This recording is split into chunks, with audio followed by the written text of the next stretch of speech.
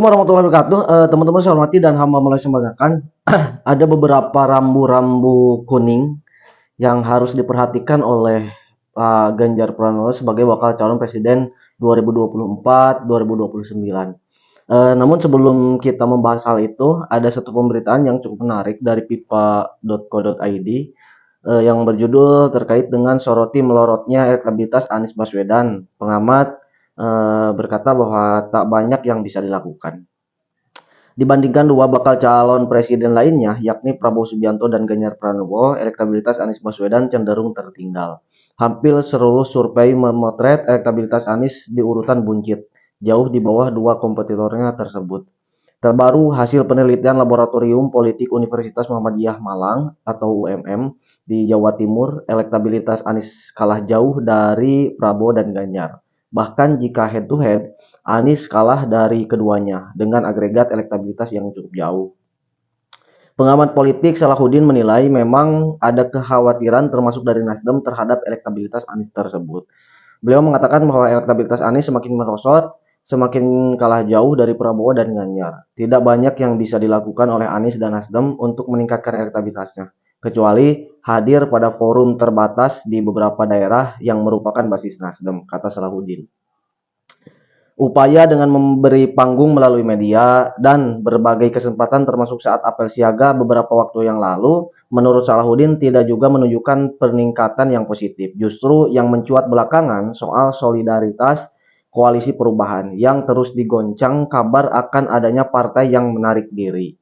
Saat ini, koalisi perubahan digagas oleh Nasdem, PKS, dan Partai Demokrat. Sebab, jika salah satu partai memilih untuk keluar dan merapat ke poros lain, maka untuk mengusung Anies tidak bisa lagi. Sebab, gabungan dari partai yang tersisa tidak mencapai presidensial threshold atau ambang batas nasional untuk mengusung capres dan cawapres. Kemudian Salahuddin juga Salahuddin yang juga pengajar ilmu pemerintahan di FISIP Universitas Muhammadiyah Malang itu mengatakan situasi yang seperti ini membuat Anies maupun Nasdem tidak percaya diri untuk bermanuver.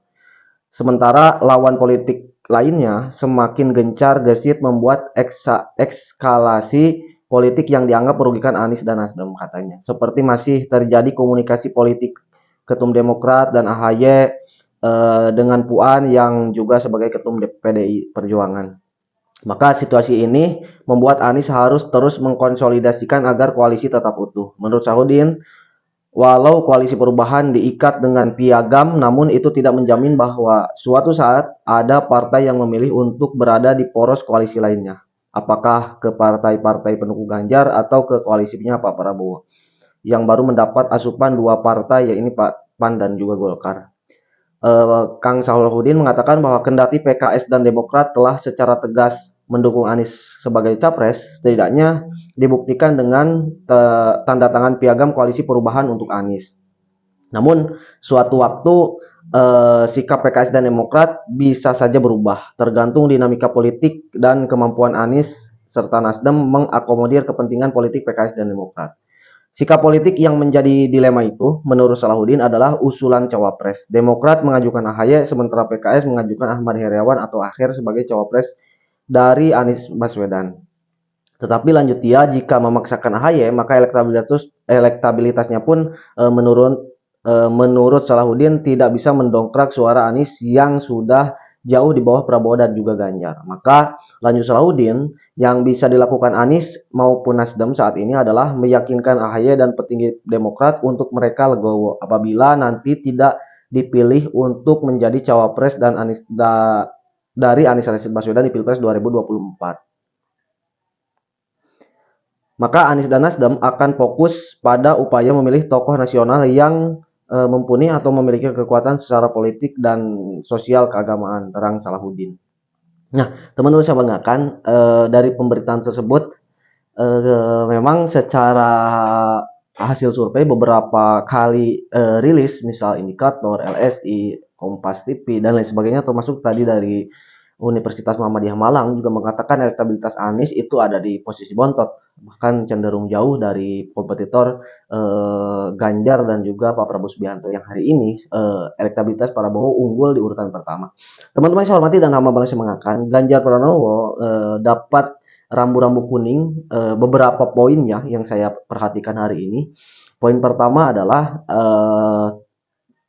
terkait dengan isunya kedekatan Presiden Joko Widodo dengan Pak Prabowo Subianto yang dimana dikabarkan bahwa hari ini sedang ada upaya dari sekelompok orang atau segelintir orang yang ingin memasangkan Pak Prabowo Subianto dengan Gibran Rakabuming Raka dan perlu teman-teman ketahui bahwa gugatan yang dilayangkan ke MK terkait dengan usia wakil presiden agar minimal usianya itu 35 tahun digadang-gadang atau diisukan sebagai upaya untuk meloloskan sosok Gibran Rakabuming Raka yang dimana Gibran merupakan putra mahkota dari Presiden Joko Widodo karena satu-satunya untuk meredam karena kan gini koalisi Pak Prabowo itu sekarang sudah komposisi mesin partainya sudah gemuk. Ada Demokrat, ada PKB di sana, ada PAN, ada Golkar, serta ada Gerindra. 4 partai poros koalisi Pak Prabowo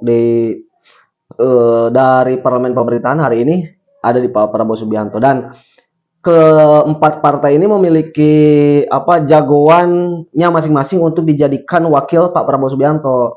PKB misalnya dengan hasil proposal tunggalnya PKB itu hanya satu tunggal proposalnya yaitu Muhammad Iskandar.